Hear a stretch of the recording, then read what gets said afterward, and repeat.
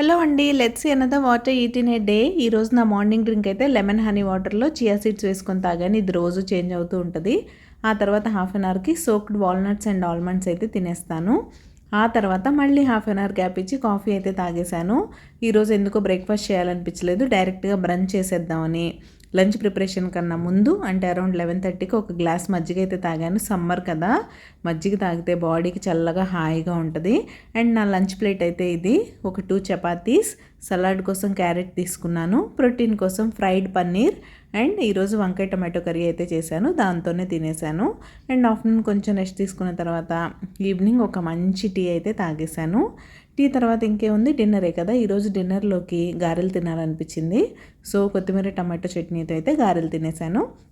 ఇలాంటి మరిన్ని వీడియోస్ కోసం మన ఛానల్ని సబ్స్క్రైబ్ చేసుకోండి. షార్ట్ మీకు నచ్చితే లైక్ చేసి మీ ఫ్రెండ్స్ అండ్ ఫ్యామిలీకి షేర్ చేసేయండి. మరొక షార్ట్తో మళ్ళీ కలుస్తాం. అంతవరకు బాయ్.